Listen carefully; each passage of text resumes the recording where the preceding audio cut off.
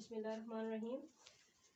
आज हम डिस्कस करने जा रहे हैं रिसर्च एंड डेवलपमेंट मॉडल में डायनामिक्स ऑफ द इकोनॉमी।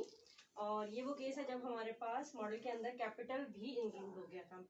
और हमने इससे प्रीवियस वीडियोस में डायनामिक्स ऑफ के फाइंड किया था, डायनामिक्स ऑफ ए फाइंड किया था। और आज हम उन्हीं दोनों वैल्यूज़ को लेकर आगे इकोनॉमी का डायनामिक्स ड्रॉ करेंगे, फाइंड आउट करेंगे, उसका बिहेवियर देखेंगे। यहाँ पे मैंने रिवीजन के लिए जो डायनामिक्स ऑफ के की इक्वेशन में डिराइव की थी वो लिख ली, और इस इक्वेशन से हमने स्लोप निकाली थी इसकी जी डॉट के की 1, और इसका इंटरसेप्ट था हमारे पास n। और हमने जब इसको ग्राफ बनाया था तो हमारे पास ये फॉर्म बनी थी कि एक्स एक्सिस पे हमने जी ऑफ ए लिया था, वाई एक्सिस पे जी ऑफ के लिया था, और चूंकि इसका इंटरसेप्ट n है लिहाजा यहाँ से हमने ये स्टार्ट किया था, और स्लोप 1 है तो स्ट्रेट लाइन अपवर्ड स्लोपिंग हमने बना ली थी। ये जी डॉट के की लाइन थी, ये उसका डायनामिक्स था। इसी तरह जी डॉट ए के डायनामिक्स की जब बात की हमने उसकी इक्वेशन ड्राइव की, स्लोप फाइंड की, इंटरसेप्ट फाइंड किया, और उसको हमने एक ग्राफ में प्लॉट कर लिया था, और वहां से हमने बिहेवियर भी देख लिया था। ये एरोज जो हैं उनके डायरेक्शन या उनकी मूवमेंट को शो करते हैं। तो आज हम इसमें से 3 केसेस इसके नॉर्मल डिस्कस करेंगे और एक का स्पेशल केस डिस्कस करेंगे। तो सबसे पहले हम अपने केस 1 की तरफ आ जाते हैं। केस 1 में ये होता है कि ये देखें, ये इन दोनों का हमने कंपैरिजन करना है। तो फर्स्ट हम ये कंपैरिजन कर लेते हैं कि जो जी डॉट ए की स्लोप है वो लेस है इससे, यानी हम इसको लिखते हैं कि ये जो जी डॉट ए की स्लोप है ये ग्रेटर देन है इस स्लोप से। ठीक है, ये ग्रेटर देन ऐसे लिखा जाएगा जब हम इसको ड्राइव करेंगे या इसको हम ड्रॉ करेंगे तो हम कैसे लिखेंगे, यहाँ पे हमने जी ऑफ ए ले लेना है और यहाँ पे हमारे पास जी ऑफ के ले लेना है। देखिए, हमने ओरिजिन से कुछ पॉइंट नीचे की तरफ लाइन लेनी है, क्योंकि हमें नेगेटिव वैल्यू चाहिए। जब हमने इसका इंटरसेप्ट देखा था तो हमारे पास आया था minus gamma n by beta. तो इसका मतलब है कि इसकी स्लोप ग्रेटर है तो ये ज्यादा स्टीप लाइन होगी। ठीक है, ये हमारे पास स्टीप लाइन आ गई। ये हमारे पास क्या चीज थी, जी डॉट ए हमारे पास आ गया। ठीक है, और यहाँ से चूंकि यहाँ से ये स्टार्ट और इसका इंटरसेप्ट था minus gamma n over beta. अब दूसरी स्लोप चूंकि इससे लेस है तो वो इतनी स्टीपर नहीं होगी, बल्कि वो थोड़ी सी इससे फ्लैटर हो जाएगी, जी डॉट ऑफ के। ठीक है, तो ये इसका एन इंटरसेप्ट है। अब आप देखें तो यहाँ पे इसने इंटरसेक्ट किया है दूसरे को, तो जहाँ पे लाइंस इंटरसेक्ट करती हैं वो हमारे पास क्या होता है, इक्विलिब्रियम होता है। हम उसको ई कह देते हैं, और यहाँ पे जब हमारे पास जी ऑफ ए की लाइन है तो यहाँ पे हमारे पास जी ए स्टेरिक हमें टर्म मिल जाती है। तो सेम हम जब यहाँ पे आते हैं तो ये हमें जी के स्टेरिक प्रोवाइड करता है। ठीक है, अब भी हमारे पास इक्विलिब्रियम की कंडीशन आ गई, और यहाँ पे जब भी हम कोई पॉइंट लेते हैं, देखें जी डॉट के को जब हमने ड्रॉ किया था तो हमने लिखा था कि जो हमारे पास जी डॉट के का बिहेवियर है, इस अपनी लाइन से इसके नीचे से ये अपवर्ड मूव करेगा और इस लाइन के ऊपर से ये डाउनवर्ड मूव करेगा। ठीक है, ये हमारे पास जी डॉट के का बिहेवियर था। अब अगर आप जी डॉट ए की लाइन को कंसिडर करते हैं तो जी डॉट ए की लाइन का बिहेवियर ये था कि जब ये इस लाइन के नीचे कोई पॉइंट था तो इस लाइन के पॉइंट से इसका बिहेवियर ये पीछे की तरफ मूव हो रहा था, यानी ये इसकी ये डायरेक्शन थी। और जब इस लाइन से ऊपर था, अब देखिए ये लाइन थी ना हमारी जी डॉट ए की, तो इस लाइन के नीचे की तरफ या इस लाइन के लेफ्ट हैंड से ये जीरो की तरफ मूव कर, तो राइट हैंड से ये उसके ऑपोजिट मूव करेगा। यानी अब ये जी डॉट ए इस तरफ मूव कर रहा है, यहाँ इस क्वाड्रेंट में भी जी डॉट ए जो है वो इस तरफ मूव कर रहा है। ठीक है, अब इस लाइन से नीचे दोबारा आप जी डॉट के देखें तो इसकी मूवमेंट क्या थी, जी डॉट के ऊपर जा रहा है। लेकिन यहाँ से जी डॉट के क्या था, इस लाइन से जी डॉट के जो है वो नीचे की तरफ मूव करे। देखें, ये जो दो पार्ट्स है, यानी ये पोर्शन और ये पोर्शन, यहाँ पे देखें अब जी डॉट के की जो वैल्यूज है वो डाउनवर्ड है, उनकी डायरेक्शन जो है वो डाउनवर्ड स्लोपिंग है।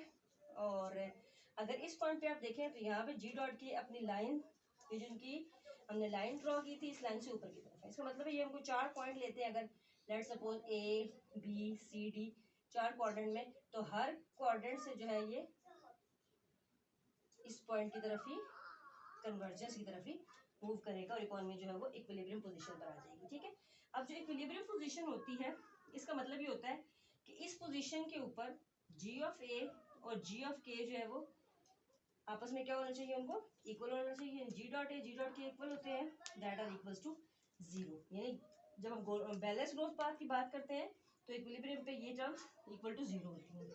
अब इन दोनों टर्म्स को, इन दोनों इक्वेशंस को हम इस कंडीशन के साथ सॉल्व करके हम ये चेक कर सकते हैं कि लॉन्ग रन के अंदर जो इकोनॉमी का बिहेवियर है वो किस किस चीज़ पर डिपेंड करेगा। ठीक है, अगर हम फर्स्ट इक्वेशन लेते हैं तो फर्स्ट इक्वेशन में अगर हम g डॉट के को इक्वल टू 0 पुट करते हैं, अब देखें g dot k over g of k is equal to 1 minus alpha into ji of A plus n minus ji of k. एक इक्वेशन हमारे पास ये बन गई, सेकेंड इक्वेशन हमारे पास ये बनती है। तो फर्स्ट इक्वेशन में हम पहले पुट करते हैं, यहाँ से हम इसको थोड़ा सॉल्व करके किसी एक वैल्यू को निकालेंगे और दूसरी इक्वेशन में हम पुट कर लेते हैं। जी डॉट के को हमने इक्विलिब्रियम पे 0 पुट करना है, ये 0 होगा तो पूरी टर्म ही 0 हो जाएगी इंटू 1 माइनस एल्फा, ये मल्टीप्लाई हो रहा है इसके साथ G of A plus N minus ji of K. Simply इसके लिए हम सॉल्व करना चाहते हैं, ये टर्म इधर आके डिवाइड हो गई, 0 divided by 1 minus alpha, it gives us G of A plus N minus ji of K. ठीक है, ये पूरी टर्म 0 हो गई, is equal to G of A plus N minus ji of K. अब इसके साथ माइनस की टर्म है तो यानी हम इसको थोड़ा सा अगर इस तरह से लिखें, G of K is equal to G of A plus N या N plus G of A. ठीक है, और सिमिलरली अब हम इस टर्म को जब इक्वल टू 0 पुट करते हैं, इसकी हम फॉर्म बनाते हैं। यहाँ पे हमारे पास जो इक्वेशन थी g dot A over g of a जो है वो हमारे पास इक्वेशन थी beta g of k plus gamma n plus theta minus 1 g of a। इसको जब हम इक्वल टू 0 पुट करते हैं तो ये साइड तो हमारे पास खत्म हो गई, यहाँ हमारे पास रह गया beta G K plus gamma n plus theta minus 1 G of A. अगर हमने इसको थोड़ा सिंप्लीफाई करना है तो इसको सिंप्लीफाई करने के लिए हम यहाँ पे देखें, अभी हमने जी ऑफ के की एक वैल्यू फाइंड की है। अगर हम जी ऑफ के की वैल्यू को यहाँ पे पुट कर दें इस जगह पर, तो हम इस इक्वेशन को मजीद थोड़ा सॉल्व कर सकते हैं। तो हम ये करते हैं कि substitute the value of G of K, तो यहाँ पे बीटा बाहर आ जाएगा। जी ऑफ के हमारे पास क्या आ गया था, G of K is equal to G of A plus N plus gamma N plus, इसको थोड़ा सा अगर हम सिंप्लीफाई करके लिखें, चलिए अभी इसको थोड़ा सा सॉल्व करके लिखते हैं। अच्छा, इसको हम ऐसे भी लिख सकते हैं,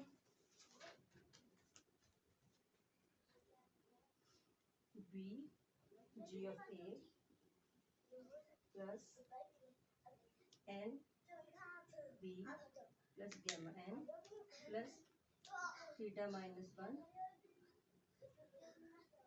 जी ऑफ ए।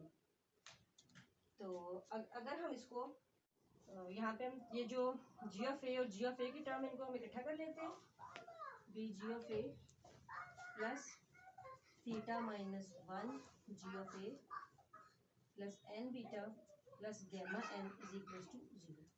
यहाँ पे जी ऑफ ए टर्म को अगर हम कॉमन ले लें तो अंदर हमारे पास बचता है beta plus theta minus 1 plus N beta plus gamma N is equal to 0।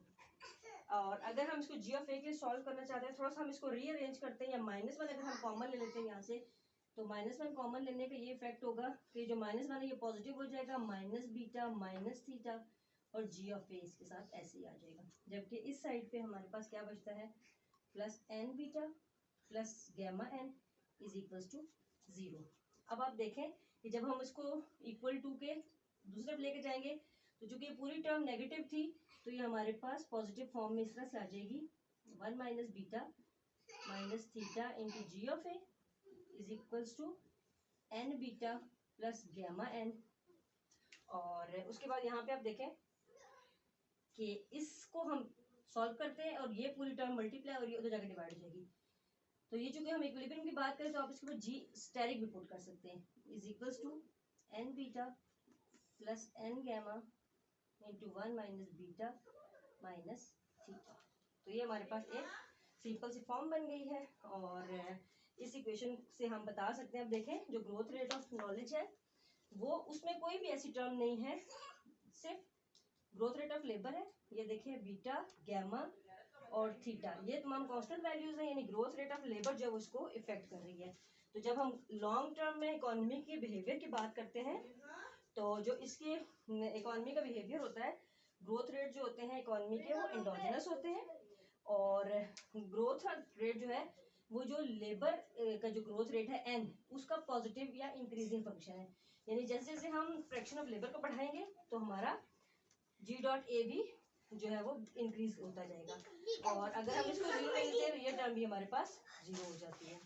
और उसके बाद देखें आप कि इस पूरे हमारी जो एक्सप्रेशन बनना है इसमें कहीं पे भी सेविंग का कोई इफेक्ट नहीं है। तो इसका मतलब है कि जो हमारे पास सेविंग्स है वो हमारे लॉन्ग रन में इकोनॉमी की जो ग्रोथ रेट है उसको इफेक्ट नहीं करती।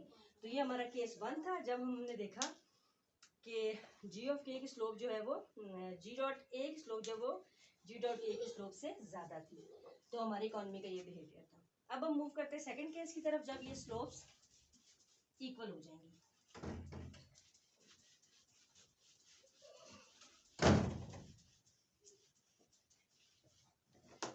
केस 2 हमारे पास आ गया। केस 2 में हमारे पास है कि दोनों स्लोप्स जो है वो इक्वल है।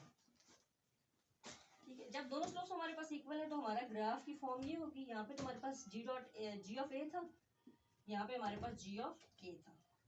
देखिए यहाँ से एक इंटरसेप्ट ये एन हमारे पास था और ये एक इंटरसेप्ट हमारे पास था gamma N minus gamma N by beta. ठीक है, जब ये दोनों स्लोप्स इक्वल है तो इसका मतलब है कि जो इकोनॉमी का बिहेवियर है वो बिल्कुल डिफरेंट हो जाएगा। ये देखिए ये हमारे पास फॉर्म बन गया। जब दोनों स्लोप्स इक्वल है तो दोनों जो लाइंस होगी वो पैरेलल हमारी मूव करेंगी और यहाँ पे कोई भी ऐसा जो है हमारे पास फॉर्म नहीं बन रही जहाँ पे हम ये देखें कि किसी भी पॉइंट पर ये दोनों लाइन एक दूसरे को कट कर रही हो या वो हमारा जो है वो कोई इक्विलिब्रियम हमें मिल रहा हो। यानी इसमें हम कोई भी पॉइंट ले लेते हैं तो जो इकोनॉमी होगी वो किसी भी बैलेंस ग्रोथ पाथ के ऊपर कन्वर्ज कर जाएगी, लेकिन हमें पता नहीं है कि वो कौन सा बैलेंस ग्रोथ पाथ होगा। ठीक है, इसका मतलब है कि देखिए इस लाइन का बिहेवियर जब हम यहाँ देते तो जी डॉट ए का बिहेवियर अपनी लाइन से बिलो जो था वो जी डॉट ए का बिहेवियर जो था वो क्या था, बैकवर्ड मूव था, और जी डॉट के था वो अपवर्ड मूव था। यानी कोई भी पॉइंट हम लेंगे तो इकोनॉमी इस तरफ मूव करेगी, लेकिन हमारे पास चूंकि कोई इक्विलिब्रियम पोजीशन नहीं है, इक्विलिब्रियम पॉइंट नहीं है, तो हम क्या कह सकते हैं कि जब ये हमारे पास केस 2 होगा जिन दोनों की स्लोप्स इक्वल है तो दोनों जो है इस तरह से ग्रो करेंगे और कहीं पर भी जाके इंटरसेक्ट नहीं करेंगे और हमारे पास कोई जो है वो एक इक्विलिब्रियम नहीं आएगा, बल्कि हमारे पास कोई डिफरेंट इक्विलिब्रियम भी हो सकता है। ठीक है, अब हमारे पास जो थर्ड केस हमारे पास बनता है, अब थर्ड केस में क्या है कि हम ये लेते हैं कि जो फर्स्ट स्लोप है वो लेस है सेकंड वन से। यानी अब इसमें जब हमारे पास सेकंड केस बनता है लेस वाले केस में भी हमारे पास वही फॉर्म बनती है, 1 is less than 1 minus beta 1 minus theta और बीटा, ये हमारे पास केस 3 बन जाता है। अब देखिए इसमें भी हमारे पास कोई ऐसा होगा कि जब हमारे ये n है और यहाँ पे minus gamma n by beta है, तो इस कंडीशन में क्या होगा कि चूंकि इसकी स्लोप तो बिल्कुल 1 है, ये स्ट्रेट लाइन चल जाएगी, जबकि इसकी स्लोप जो है वो स्टीपर हो जाएगी एज कंपेयर टू दैट। तो इनिशियली तो ये कहीं पे मूव नहीं कर रहे, यानी हमें लग रहा है कि दोनों पॉइंट एक दूसरे से बहुत दूर जा रहे हैं। ये देखें गैप ये वाइड हो रहा है गैप, लेकिन ये किसी भी पॉइंट पर एक दूसरे से इंटरसेक्ट करते हुए हमें नजर नहीं आते। तो इनका भी हम ये नहीं कह सकते कि किसी एक पॉइंट के ऊपर जाकर हमारी इकोनॉमी जो है वो कन्वर्ज कर जाएगी। ठीक है, तो ये भी एक केस ऑफ डाइवर्जेंस आप इसको कह सकते हैं। और उसके बाद हमारे पास एक स्पेशल केस इसका बनता है। स्पेशल केस में ये होता है कि जब हमारे पास इसका जो केस 4 है इसको हम कहते हैं, ये हमारे पास एक स्पेशल केस है। इसमें क्या बनता है कि beta plus theta is equal to 1 है एंड जो n था जिसको हमने कहा था लेबर की जो ग्रोथ रेट है वो इक्वल टू 0 हो जाता है। ठीक है, अब लेबर का ग्रोथ रेट जब वो इक्वल टू 0 हो जाता है तो जब हमने इक्वेशन जब हमने ग्राफ ड्रॉ किया था तो हम देखें यहाँ पर भी एन आर हमारे पास गैमा एन बाय बीटा था और यहाँ पे भी एन था। जब ये 0 हो गया तो इसका मतलब है ये ग्राफ भी यहाँ से स्टार्ट होगा, जी डॉट के का ग्राफ भी यहाँ से स्टार्ट होगा और जी डॉट ए का ग्राफ भी यहीं से स्टार्ट होगा। अब जाहिर है जब दोनों ग्राफ बिल्कुल एक ही जगह से स्टार्ट हो रहे हैं और इनके इंटरसेप्ट खत्म हो गए हैं, स्लोप्स एक जैसी हैं, तो फिर क्या होगा, ये दोनों लाइन बिल्कुल एक दूसरे के ऊपर आ जाएगी। ठीक है, यानी जी डॉट ए भी यही होगा और जी डॉट के भी यहीं पर होगा। तो इस लाइन में आप देखें ये यहाँ पे हमारे पास वो इकोनॉमी का बिहेवियर पॉइंट, ये जी डॉट ए है, ये जी डॉट के नीचे आ रहा है, जी डॉट ए यू मूव कर रहा है, ठीक है। ये हमारे पास फॉर्म बन जाती है। अब इसमें देखें जब हम कोई पॉइंट लेते हैं तो वो हमारे पास ज़ाहिर हम किसी भी पॉइंट पर आएंगे, कन्वर्जेंस के लिए आएंगे। इकोनॉमी जो है वो किसी भी